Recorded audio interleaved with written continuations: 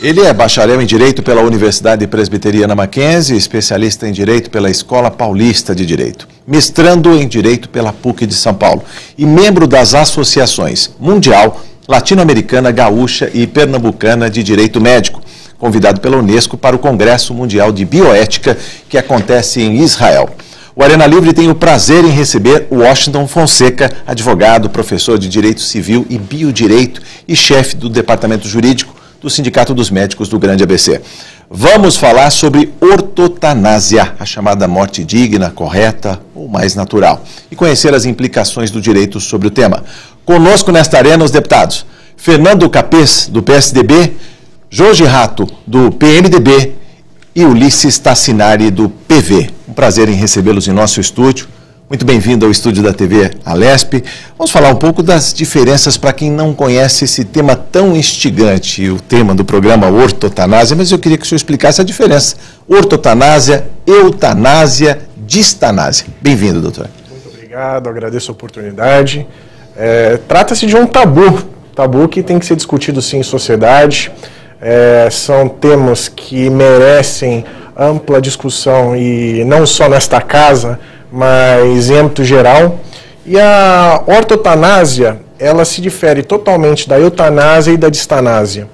A ortotanásia consiste em aliviar o sofrimento de um paciente terminal, onde não há possibilidade de cura em determinadas doenças, e a implementação de cuidados paliativos para tanto.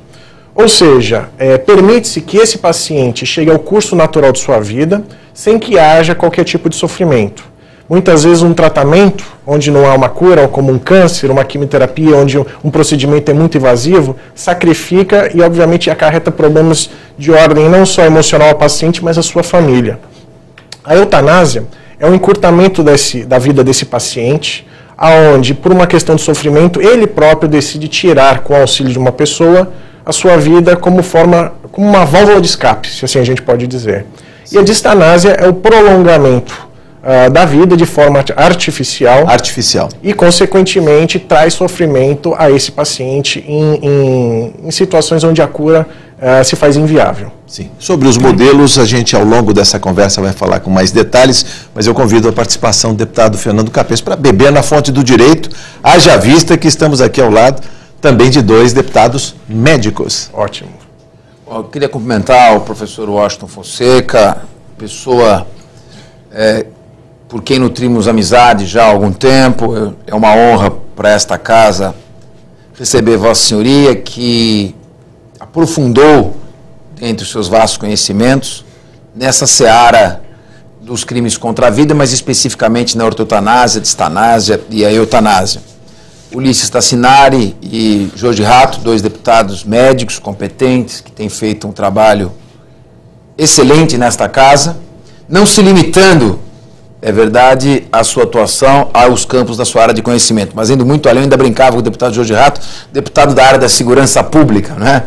Aqui também dentro dos seus vastos atributos na área política e experiência. E você, Jorge, que rotineiramente nos encontrando aqui.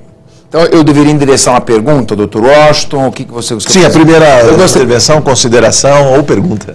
Eu deixar posteriormente para nós refletirmos e debatermos até que ponto a questão de uma visão muito materialista, exclusivamente materialista do conceito de vida como sinônimo de atividade cerebral não interrompida, está criando um preconceito que muitas vezes tem impedido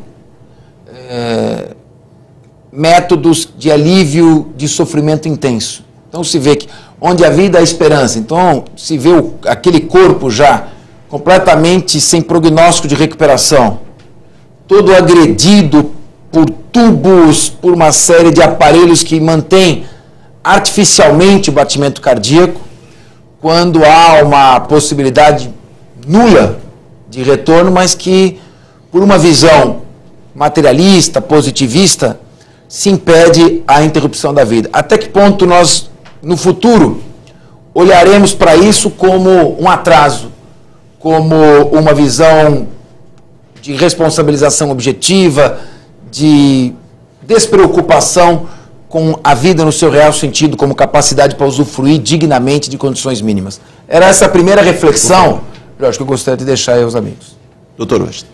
Eu considero o apontamento feito pelo deputado e professor Capês em relação a essa questão materialista a mais pura verdade.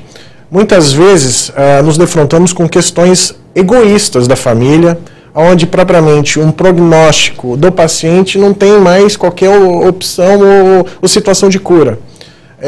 Existem países aos quais eu já pude visitar e também palestrar, onde eles são muito evoluídos nessa questão da ortotanásia e da eutanásia.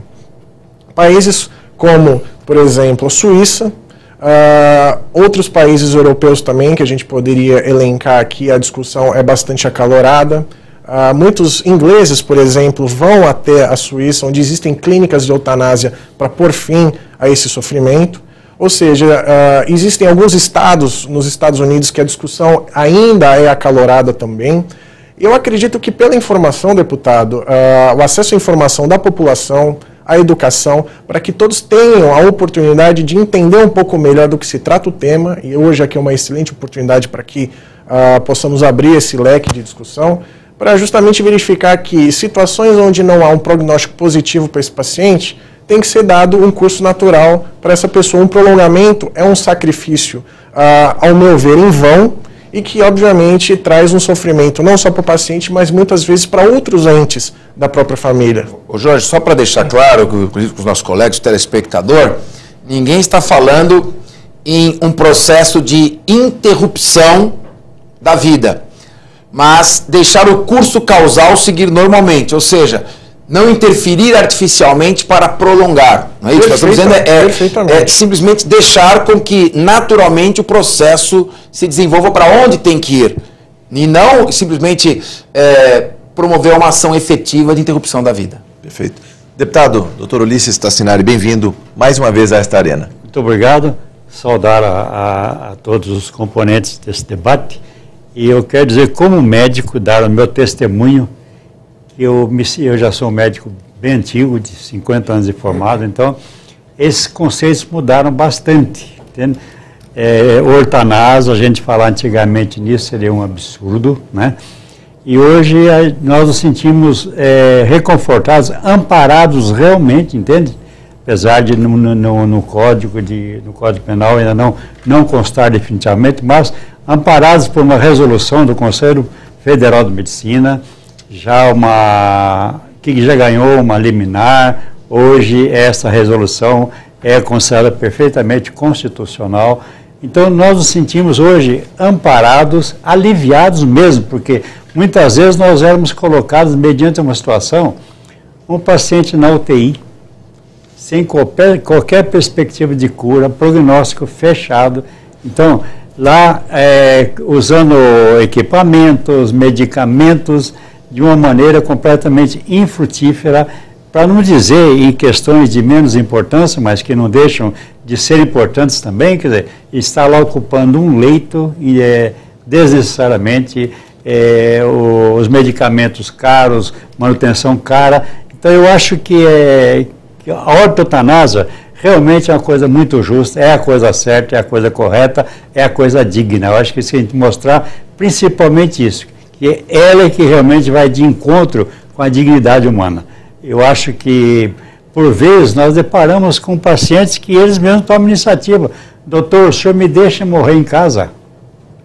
É muito bonito isso, a pessoa vai morrer, ter morte natural, no seio da família, com todo o conforto, o amparo do ambiente familiar.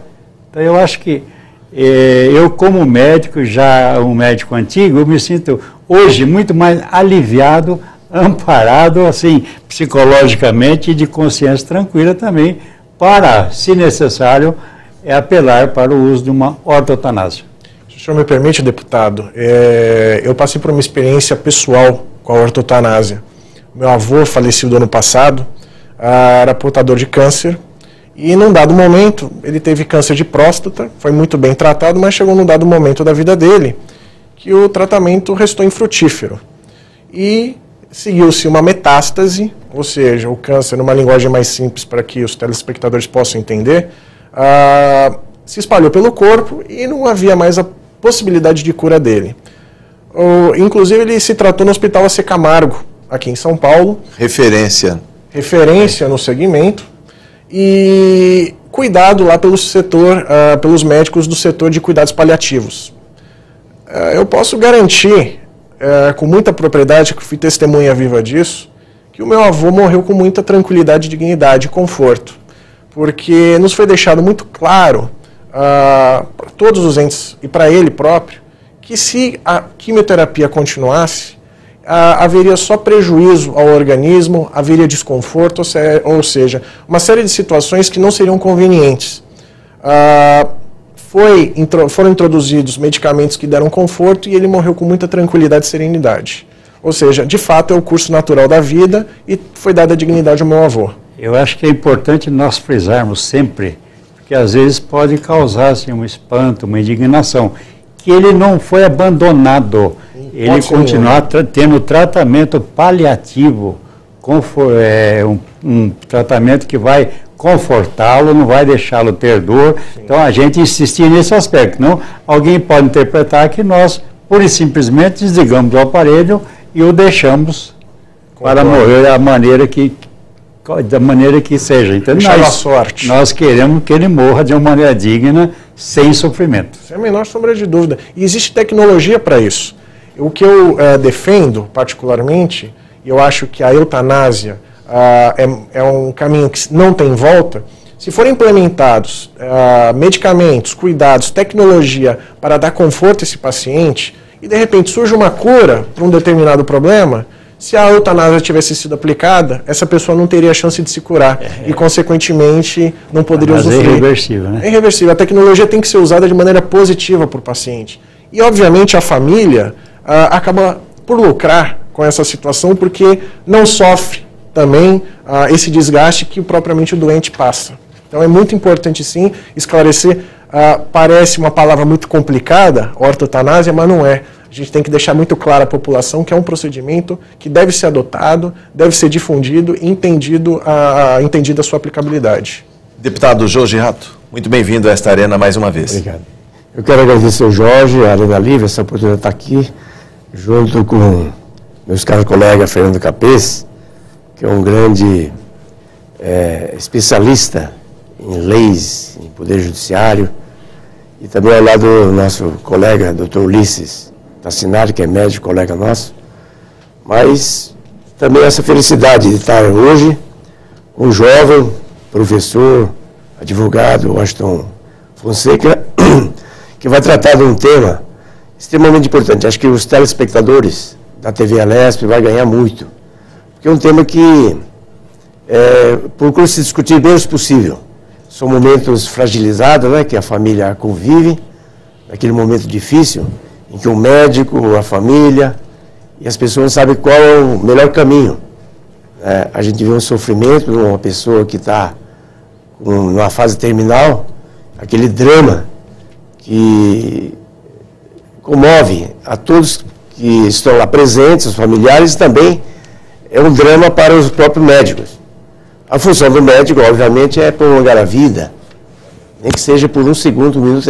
Essa é a nossa função, né, doutor Ulisses? Mas a gente também tem que se curvar, às vezes, à vontade de Deus.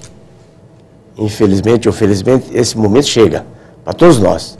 Então, nesse momento é que nós temos que tomar as decisões para que o paciente não sofra. É claro que a vontade do médico, a minha vontade, é de prolongar o máximo que possível, né? Mas às vezes não é possível isso aí. Então, aí você usa desse mecanismo, né, que não tinha na legislação, aliás, não tem ainda na legislação nacional, mas tem já no estado de São Paulo. Aliás, esse estado é o mais avançado, eu acredito que esteja no caminho correto. O médico tem mais liberdade de poder tomar uma conduta. Não que o médico seja o senhor da verdade, né? Antigamente, era Deus lá em cima e o médico aqui. O médico aqui era o semideus. Mas nós entendemos assim, a gente está dentro das leis e nós temos que obedecer às leis. Mas essa lei vai nos ajudar muito, a decisão de muitos médicos, né, para que a gente possa dar um término, o final de vida de um paciente de uma forma mais digna. Então, eu acho que esse programa hoje vai ser extremamente importante. Seu comentário, doutor. Concordo em gênero, número e grau com o deputado Rato e é engraçado também, deputado, a gente parar para pensar nesse aspecto religioso, é muito curioso, para falar bem a verdade, porque a própria ortotanásia, ela acaba por ser endossada pela Igreja Católica, ou seja, uma instituição muito fechada, às vezes em seus pensamentos, e não é uma crítica, porque é uma opção da Igreja ser dessa forma, e existia um concílio, salvo engano, do Papa Pio XI, aonde foi autorizado, foi sacramentado de forma positiva a utilização da ortotanásia. Então, a CNBB também trouxe muito apoio na elaboração do projeto de lei que muda o Código Penal, por iniciativa do senador Camato do Espírito Santo, aonde se trouxe uma sugestão e a opinião da igreja propriamente se pauta no seguinte, que a ortotanásia permite com que o paciente siga o curso natural da vida, ou seja, pela vontade de Deus. Se olharmos por esse aspecto religioso, ou seja, é muito importante, sem contar também os aspectos legais de implicância de vontade que vem a trazer o paciente, como também, muitas vezes, a encruzilhada que o médico se encontra em situações como essa. Sob a visão cristã, eu gostaria também da consideração do deputado Ulisses Tassinari, que pode acrescentar um outro caldo a essa nossa conversa. Eu acho que realmente, a gente como católico também, realmente era um problema de consciência, às vezes, de saber o que fazer ao certo. É como eu disse, hoje eu me sinto aliviado, amparado, então, ainda mais que li recentemente que a Igreja Católica é favorável que o Papa João Paulo II se submeteu à ortotanásia. Então, quer dizer, eu acho que hoje, do ponto de vista legal, do ponto de vista ético, do ponto de vista religioso, eu não tenho mais dúvidas, eu acho que a gente pode atuar de uma maneira extremamente segura. Sem a menor sombra de dúvida. Sem a menor sombra de dúvida. Há muitos anos atrás, as pessoas imaginavam que a tuberculose, por exemplo, não teria cura. Hoje tem cura, é tratada. Quer dizer, por que não pensar também num tratamento, numa possibilidade de cura em face ao câncer? Por que não tratar também, da mesma forma, com esperança, o tratamento da AIDS? Então, interromper de forma abrupta, muito repentina a vida, eu sou desfavorável. O que eu entendo é que a tecnologia tem que ser utilizada sempre a favor do paciente, para aliviar o sofrimento do paciente e, consequentemente, da família. Deputado Fernando Capês. A questão da ortotanásia suscita um debate, a meu ver, professor e Jorge, companheiros, sobre a questão do nexo de causalidade. De acordo com o Código Penal, foi adotada a teoria da equivalência dos antecedentes. Então, causa é tudo aquilo que provoca um determinado efeito. Tem um conhecido penalista alemão, Reinhard Maurer, que diz: a omissão não causa nada. A omissão é um nada. E o nada não causa coisa alguma. Quem se omite não faz nada. E ao não fazer nada, ele não pode provocar algum resultado. Na ortotanásia, eu queria ouvir a opinião do professor Washington Fonseca. Na ortotanásia, o que está sendo feito não é a interrupção do ciclo vital da vida. Não é uma ação efetiva que interrompe os processos que mantêm uma pessoa viva. É simplesmente se omitir, se abster de implementar métodos artificiais que retardariam aquela causação da morte. Então, na verdade, na ortotanásia, há um primeiro debate ético, um debate da possibilidade jurídica, mas, ao mesmo tempo, um debate que antecede esse de doutrinário, no sentido de que o médico que se recusa a implementar métodos artificiais que em nada irão promover de melhoria para a pessoa, apenas manter o prolongamento, ele está causando a morte? Ou a morte está sendo causada por um processo patológico, degenerativo, que já está instaurado no corpo da pessoa? Quando você pega o laudo do exame necroscópico, o que causou a morte? Displasia, neoplasia, traumatismo interno agudo e traumático. Essas foram as causas. Como é que o médico, se omitindo e não implementando métodos artificiais, poderia ter dado causa a isso? Como é que fica essa questão? Eu queria ouvir o Lucas quanto a... É uma discussão que estamos provocando para analisar em todos os aspectos. A causalidade disso. Bem, eu entendo, num primeiro momento, deputado, que o CFM, o Conselho Federal de Medicina, com vistas a essa questão, agiu de uma maneira muito interessante, muito pertinente. Os médicos se defrontam com esse problema diariamente, em UTIs, semi-UTIs, em situações das mais variadas. E como muito bem sabemos, muitas vezes o que é ético pode não ser legal, mas o que também pode ser legal não se é ético necessariamente. O Conselho Federal trouxe a resolução 1805 de 2006, onde a conduta, a prática da ortotanásia, me desculpe, não configura uma infração ética. Ou seja, em razão da evolução da sociedade e muitas vezes pelo engessamento que se tem na criação de leis, e em razão também pela essa evolução social, se analisarmos esse bojo como um todo, o CFM saiu na frente, para justamente respaldar o médico de que essa prática não implicaria qualquer situação de infração em relação ao seu código.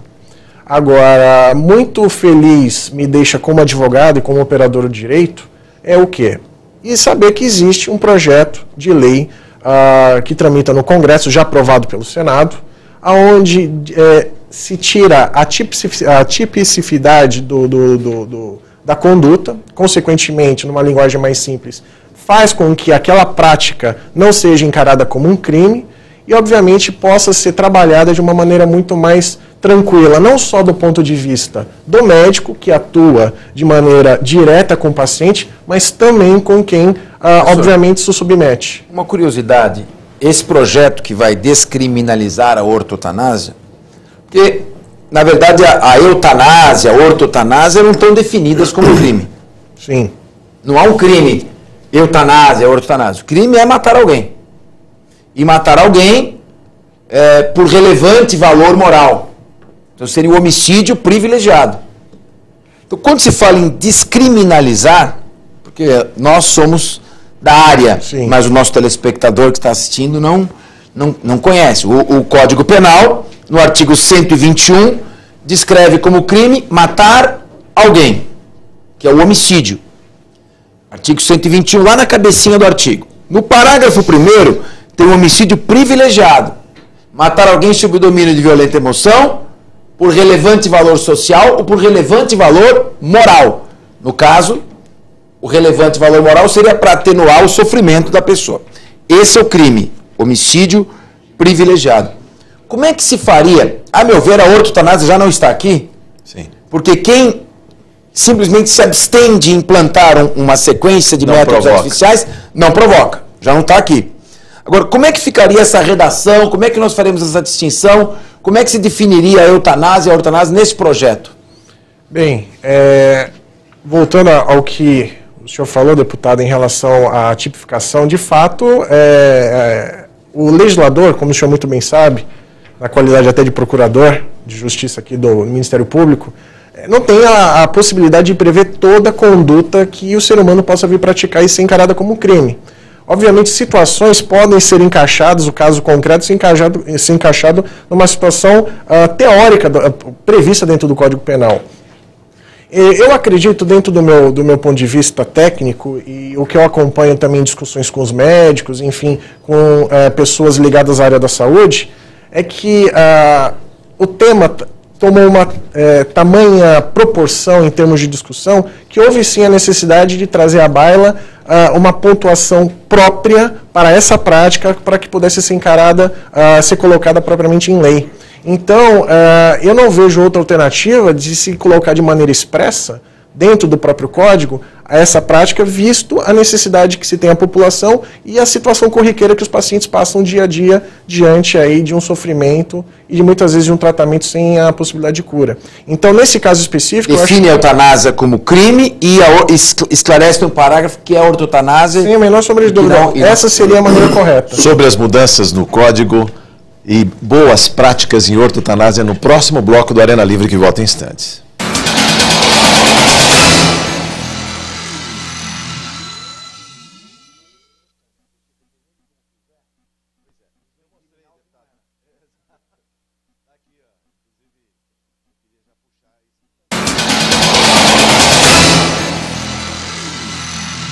Estamos de volta no Arena Livre, hoje conversando com o advogado Washington Fonseca, falando de ortotanásia. E surgiu no intervalo do programa uma dúvida sobre ortotanásia, eutanásia passiva, eutanásia ativa. O doutor vai poder explicar com mais vagar sobre essas diferenças. Os deputados e deputados médicos querem também acrescentar alguma pergunta sobre isso, doutor Ulisses? Não, no momento não me ocorre. Então vamos lá, comentário doutor Washington. Primeiro. Bem, até por uma questão doutrinária dentro do direito existe uma certa confusão, uma discussão em relação à eutanásia passiva e à ortotanásia. Muitos juristas acabam por confundir essa prática. A ortotanásia foi muito bem exposta, acredito eu, no bloco anterior, que é a implementação de cuidados paliativos. Não se coloca o doente numa situação de indignidade, pelo contrário, o conforto traz a dignidade para ele, não significa necessariamente tirar a atenção e o cuidado dessa pessoa, muito diferente da eutanásia, onde há a interrupção rápida da vida desse paciente. Sim. A eutanásia passiva consiste na não aplicação, por exemplo, de drogas a doentes que porventura se encontram em situação de cuidados muito ativos. Eu dou um exemplo, como discutimos no intervalo, a não aplicação de uma droga, por exemplo, numa UTI para um paciente, onde essa droga faria ou faz a diferença necessariamente para que essa pessoa venha a viver, continuar a viver. Então, a omissão, nesse caso, na aplicação da droga, seria considerada, por exemplo, a eutanásia passiva. A ótica é o sofrimento do paciente nesse caso? Também seria, falou bem, a pessoa que pratica a eutanásia passiva, ao seu ver, ou dependendo como for, ao pedido do paciente, verifica-se o quê? Fala, bem, eu não vou aplicar essa droga porque, ao meu ver, ele vai continuar doente, o paciente vai ficar doente, vai sofrer demais e, consequentemente, se eu tirar isso, ele vem a morrer e eu ajudo a terminar o sofrimento dele. Sim. Então, é muito diferente da ortotanásia, onde se implementam cuidados para que essa pessoa tenha conforto. Ou seja, a omissão na aplicação de uma droga, por exemplo, é a eutanásia passiva. Perfeito. Deputado Jorge Rato. Se o médico não der as condições de prolongar a vida, ele pode ser processado, inclusive, por omissão de socorro. Sim. Logicamente. Mas aqui em São Paulo, no estado de São Paulo, tem uma lei, dá para se aplicar a ortotanásia, né? E nos outros estados, como é que fica? Se tem um precedente aqui no estado, né? Aí vai lá para o Superior Tribunal, sei lá, e como tem um antecedente aqui, pode ser que o médico... Mas outra pergunta é a seguinte: o médico, às vezes, ele tem que decidir sozinho, ele pode esclarecer a família, mas ele precisa da anuência, isso é muito importante para os telespectadores, porque se ele precisa da anuência dos familiares, porque às vezes o paciente está em coma, ele não consegue mais nem se comunicar. Nesse caso, tem que ter a anuência dos familiares, do responsável, para que possa usar essa ortotanásia. Sem a menor sombra de dúvida, deputado, não só a resolução do CFM contempla essa necessidade de que, quando não houver a possibilidade do paciente externar sua vontade, a família pratica esse ato em seu nome, tudo com vistas a promover a dignidade desse doente, desse paciente. E o próprio projeto que altera o Código Penal, com vistas à ortotanásia, também vem discriminando tal postura. Ou seja, quando o paciente não tem a oportunidade de se trazer qualquer tipo de forma a externar a sua vontade, a sua família o faz e, obviamente, o médico deve acolher essa vontade com vistas ao conforto e à dignidade do paciente, sempre em primeiro lugar. Com relação à pergunta do senhor anterior, em relação à lei estadual, a chamada Lei Covas. Lei 10.241 de 99, de autoria do deputado Roberto Gouveia, do PT. Exatamente. Nome e sobrenome. Exatamente. Essa lei, muito bem intencionada, não resta a menor sombra de dúvida, mas infelizmente a aplicabilidade dela aqui no Estado não tem uma eficácia muito grande. Só visa propriamente garantir um reforço maior à dignidade do paciente. O que acontece é que houveram já discussões a respeito da prática da ortotanásia. Em 2010, salvo engano, o próprio Ministério Público Federal do Distrito Federal promoveu uma ação civil pública onde se discutia a constitucionalidade dessa resolução do Conselho Federal de Medicina. O Ministério Público declinou dessa ação posteriormente e a resolução tem a sua legalidade nessa questão ética propriamente dita. Agora, não resta a menor sombra de dúvida que eu acredito que isso seria um trabalho também que os estados poderiam promover através dos deputados, através de seus deputados federais, deputados estaduais, senadores, e a própria pressão popular para que esse projeto de lei na Câmara, hoje, que já foi aprovado pelo Senado, venha a entrar em vigor e seja votado o quanto antes, em benefício da população. Então esse, ao meu ver, seria o caminho mais adequado para resolver essa questão legal. No Estado de São Paulo tem a lei, né? Vários Estados Unidos, por exemplo, pena de morte. Tem estado que aplica a pena de morte e tem estado que não aplica. Sim. Né? Eu não sei se lá tem uma lei federal que aplica a pena de morte a todos os estados, né? Não, não tem. Não deve ter. E aqui também não está tendo, só está tendo no Estado de São Paulo. Sim. Né? Isso aí necessita de uma lei federal? Necessita de uma lei federal. A implementação da ortotanásia necessita sim de uma lei federal, tanto que o Senado, o nosso Senado já aprovou, já votou esse projeto de lei e só falta, obviamente, seguir o trâmite da Câmara e da sanção presidencial. O que acontece nos Estados Unidos é que tem-se um regime legal muito diferente, onde cada estado tem sua autonomia. Até para ficar um pouco mais simples para que os telespectadores possam entender, até para sair um pouco dessa questão técnica. Mas o que acontece é o seguinte: o Brasil, como uma federação, a lei federal é aplicada para todos os estados de maneira igualitária. E nos Estados Unidos, os estados, cada um por si, tem a sua respectiva autonomia. Tanto que existem estados onde a pena de morte ela é autorizada, como no Texas, por exemplo, e outros estados onde a pena de morte ela não é aplicada. São independentes. São independentes. Deputado Fernando Capês, ainda sobre ortotanásia e as mudanças no Código Penal, já tem um colegiado discutindo essas mudanças, o que seria homicídio deixa de ser punido com prisão? Na verdade, pela sugestão, né? Pela sugestão que nos chega aqui, hoje, como nós falamos, não existe crime de eutanásia nem de ortotanásia. É homicídio doloso matar alguém. Só que o homicídio doloso privilegiado tem uma diminuição de pena de 1/6 a 1/3. Então, normalmente, o que vai acontecer na prática? A pessoa hoje, ela responde por um crime em que vai pegar 99% dos casos a pena mínima de 1/6 de 6 anos, e a diminuição em razão do crime ter sido feito por um motivo nobre. Então diminui 1/3. Normalmente, de cada 100 eutanásias que forem praticadas, 99 ele vai receber a pena de 4 anos. Vai ser julgado pelo tribunal do júri, e se for condenado, a pena é de 4 anos.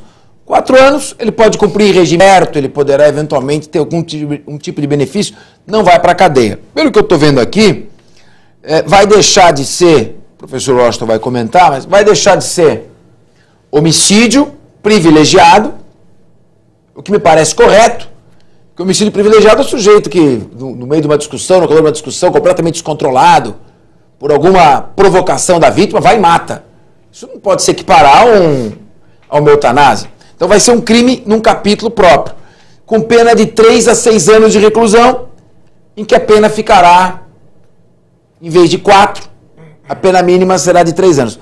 Me parece que, não sei se o senhor concorda, a grande modificação é tirar o estigma de assassino, tirar o estigma de homicida. O sujeito vai ser condenado, vai pegar uma pena parecida, vai cumprir liberdade, mas não é considerado um assassino. É considerado alguém que praticou um tipo específico no capítulo dos crimes contra a vida. Não seria talvez essa mais a consequência efetiva, que já é importante, porque o processo tem alguns efeitos secundários estigmatizantes que marcam a pessoa para o resto da vida. Ser marcada como um assassino, como um homicida, pode ser mais grave do que a própria pena recebida. Não sei se é a opinião do professor. Deputado, concordo, e tem um outro detalhe muito importante que, ao meu ver, extrapola essa questão. A partir do momento que houver a legalização da ortotanásia de uma maneira muito clara, os médicos ficarão muito mais livres e à vontade de praticar, implementar tratamentos, situações terapêuticas que venham a favorecer esse paciente, como também muitas vezes o paciente vai ter essa liberdade, essa tranquilidade que o procedimento, esse tratamento terapêutico vai ser acatado, respeitado. Ou seja, é uma situação de bastante tranquilidade, se assim a gente pode pensar e dizer, que vai trazer um conforto para o paciente, que vai saber que a ortotanásia vai poder ser praticada sem qualquer tipo de reflexo ou estima, de repente, perante o seu médico, seus entes queridos, sua família, como também o médico vai ter a tranquilidade de poder implementar esses cuidados paliativos sem que tenha qualquer consequência aí, estigma de assassino ou repercussão na esfera criminal, na esfera penal. Então isso é muito importante porque não só a questão da lei regulamentar essa situação, vai trazer um conforto além para o paciente e para quem... Agora uma pergunta, Jorge, você que é médico, o Ulisses Tassinari também, me ajuda. Vamos para a questão prática. Vamos. Aprovou a lei, existe o crime de eutanásia. Então nós estamos lá, um médico está vendo o paciente, aquele sofrimento. O médico conclui que aquela vida não tem prognóstico, viabilidade.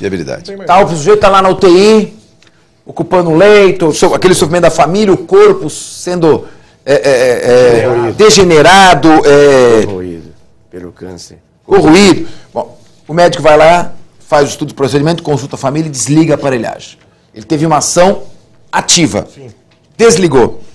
Isto será considerado crime pela nova lei ou será uma ortotanásia que não será alcançada? Esse tipo de ação? De maneira nenhuma é uma ortotanásia, é uma eutanásia. E isso foi o que eu falei no início do nosso programa.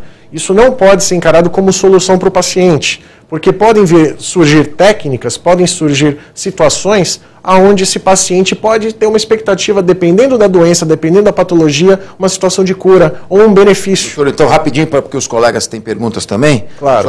Agora, diferentemente, o sujeito está naquela situação, ele vai morrer, não há mais jeito. Aí chega a família e fala, doutor, tem mais alguma coisa a fazer? Olha, nós podemos transferir para uma outra unidade, experimentar esse método, e aí nós conseguimos prolongar mais um ano, até lá a gente vê. Doutor, deixa do jeito que está para o que acontecer, tá bom. Isso será crime ou será ortotanásia? Essa é ortotanásia e a postura, essa ação não deixa de ser uma eventual conduta típica e, consequentemente, deixa de ser crime. Então é muito claro, deixar claro para a população que esse tratamento vamos deixar o curso da doença seguir o seu caminho normal, mas vamos tirar também qualquer tipo de sofrimento, essa sim é a ortotanásia e ela tem que ser encarada como uma conduta atípica, ou seja, não é crime. Os médicos têm que entrar aqui depois. Se o médico diz, eu não vou entubar, eu não vou dar seguimento, leva para casa e aguarda, é ortotanásia. Perfeito. Agora, se ele, feita a opção, adotar os procedimentos, aí ele não pode interromper. Não aí pode. Seria eutanásia. Era isso que eu queria. Exatamente. Era isso que eu queria. Exatamente, porque se houver a opção de entubar, implementar qualquer tipo de cuidado artificial, obviamente que ninguém pode puxar o plug da tomada, desligar qualquer aparelhagem, porque senão fica caracterizada a eutanásia. Isso sim é um encurtamento abrupto da vida. Agora, muitas vezes também, fazer um prolongamento desnecessário da vida desse doente é a chamada distanásia. Ou seja, um prolongamento onde quem vai sofrer é o paciente. E muitas vezes, até por egoísmo da família, se mantêm doentes onde não tem mais expectativa de vida. Ou seja, há um prolongamento artificial desnecessário, um prolongamento da morte, como a professora Maria Helena Diniz diz em seu livro do Estudo Atual do Biodireito, nossa professora da PUC. Doutor Washington, breves perguntas para também breves respostas do programa caminha para o então, final. para deixar os telespectadores e todos nós, né, esclarecidos, a eutanásia, pelo menos o que a gente entende, o que a população entende, é que seja uma interrupção abrupta. Está lá o paciente, o familiar não tem mais condições, está na fase final, não tem o que fazer, aí injeta uma droga na veia, lá e interrompe. Sim. Primeiro que a maioria da população entende assim. E a ortotanásia é o desligamento de aparelho ou de... Não vai interromper, logicamente, dar analgésico, né, dar um conforto, isso não. Mas talvez até desligue o aparelho, né, e ele possa, desde que ele possa respirar naturalmente e deixar vir a morte natural. Perfeito. Seria isso? Exatamente isso. Existiu até tempos atrás, acredito que aqui no estado de São Paulo, muitas pessoas associam a eutanásia com a aplicação de medicamentos para o paciente morrer. Mas existiu um caso onde 2 irmãos estavam andando de moto, o senhor tem uma ideia, deputado, e um deles acabou caindo da moto e ficou tetraplégico. E esse irmão que ficou tetraplégico falou que a culpa era do irmão que estava pilotando e não aguentava viver naquela situação. E o que foi solicitado? Falou, olha, se você foi o gerador do meu acidente, eu quero que você ponha fim à minha vida. Como eu não sinto nada do pescoço para baixo, eu quero que você me dê um tiro, tá certo? E venha me matar, que vai acabar com o meu sofrimento. Essa foi uma forma totalmente diferenciada de eutanásia. Só que ele foi justamente processado, foi condenado, como o professor Capis falou. Então, não só ministrar drogas dentro desse contexto poderia ser encarado. Existem outras formas que poderiam ser trabalhadas, de forma, obviamente, negativa. Seria uma interrupção abrupta. Sem a menor sombra de dúvida. Muito curioso, paciente, uma pessoa que não tinha a menor perspectiva, pedir para o irmão dar um tiro com um revólver para acabar com a vida, já aqui do pescoço para baixo. Ele não sentia nada. Deputado Ulisses, uma brevíssima pergunta, com a sua saudação ao nosso convidado. Eu acho que a importância para se tomar uma decisão, o professor falou que provavelmente no Código Penal vai ser exigida a opinião de 2 médicos. Sim. Eu acho que isso é de extrema importância. A isso que, inclusive, alivia até um problema de consciência de nós médicos. Nós estamos decidindo em 2 ou até em mais. Eu acho isso que é de extrema importância. Antes de tomar qualquer decisão, a gente compartilhar essa decisão, essa responsabilidade com um colega de profissão. Junta médica. Ortotanásia, casos extremos, abruptos, uma parada cardíaca e uma pessoa que não faça ou que se recuse, se omita de ajudar, seja ela médico ou não, também pode se classificar como eutanásia, ortotanásia? Como seria um caso desse? Um ataque cardíaco, um infarto, é uma situação natural da vida. Obviamente que se for implementado algum contexto de tratamento agressivo, não é nada positivo esse paciente. Então eu vislumbro que é uma situação onde não é uma eutanásia, não há interrompimento abrupto da vida daquele paciente e, obviamente, aquela pessoa que sofreu um infarto seguiu o seu curso natural.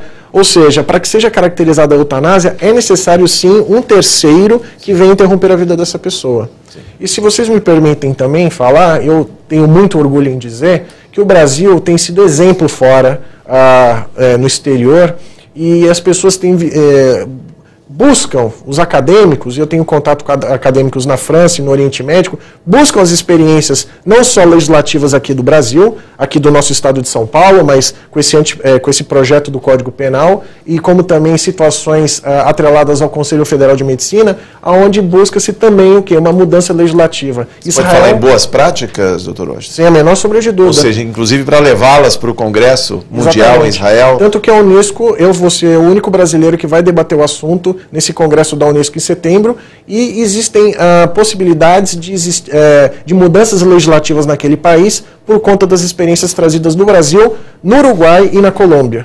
Não há mais tempo de perguntas, a saudação ao nosso convidado, começando deputado. Parabenizar o professor Washington Fonseca, dizer que, como seu amigo, como seu colega já de longa data, eu me sinto orgulhoso de ver essa trajetória triunfante.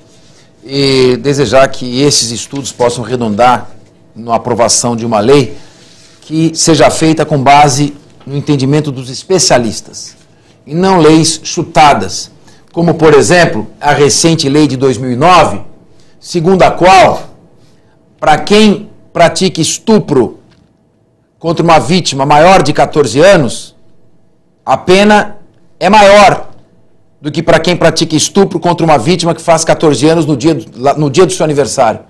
Se no dia que ela faz 14 anos ela é estuprada, a pena é menor do que se ela for estuprada no dia seguinte. Porque por uma falha do legislador que não ouviu os juristas, se colocou a pena maior do estupro para a vítima menor de 14. E no dia que ela faz 14 anos, ela não é nem menor nem maior. Ela tem 14 anos. Esqueceram disso. Então que tantos detalhes quanto que nós perguntamos aqui, interrupção, não aplicação de método, praticar a eutanásia dando um tiro, desligando um aparelho ou não implementando uma técnica moderna. Que isso possa ser feita a distinção e que o nosso Congresso Nacional ouça os juristas como a Assembleia Legislativa está fazendo aqui de maneira correta. Muito obrigado. Só a saudação, deputado Ulisses. Não, só para agradecer, olha, foi tremendamente esclarecedoras as informações que o senhor nos trouxe, entende? Eu saio muito feliz e, como eu já disse, aliviado também como médico. Eu agradeço. Sua saudação, deputado Jorge. Doutor Washington Fonseca, eu quero parabenizá-lo e dizer que lá atrás a gente pensava que, muitos pensamentos dizendo que a melhor medicina está nos Estados Unidos e em outros países. Aí eu percebia que o professor Márcio Pimenta, da Paulista, da Escola Paulista, ia ensinar americano. Como um guia filho também, ortopedista do programa Fernandinho, ensinar americano. Espero que o senhor ensine muita gente no mundo, nesse congresso lá em Israel, na Unesco, e leve a nossa bandeira brasileira, que aqui nós temos grandes juristas, como o senhor. Muito obrigado. Parabéns. Um minuto de considerações finais, mostrando o que faltou dizer diante de tudo que foi exposto aqui, mostrando que a vida segue seu curso. Primeiramente, eu falo que é uma honra estar aqui nessa casa, Casa do Povo de São Paulo, uma grande alegria poder conversar com os senhores deputados, que trabalham aqui de uma forma extraordinária aqui para a população do estado de São Paulo. Agradecer também a possibilidade de discutir esse assunto junto à população, que é de extrema importância, que, como eu falei no início, o acesso à informação é tudo. E a partir do momento que as pessoas tiverem acesso à informação, os estigmas puderem ser trabalhados e muitas coisas puderem ser clareadas, com certeza teremos uma sociedade melhor, não resta a menor sombra de dúvida. Eu agradeço a oportunidade, para mim foi uma situação de excelente valia e só tenho a agradecer. Muito obrigado a todos. Ponto final, críticas, sugestões, comentários pelo endereço eletrônico arenalivre@al.sp.gov.br. Doutor Washington, muito obrigado por seus esclarecimentos. Fica aqui o convite para uma outra oportunidade. Muito obrigado, agradeço. Obrigado à presença dos deputados. Obrigado por sua audiência. Até o próximo Arena Livre. Eu espero você.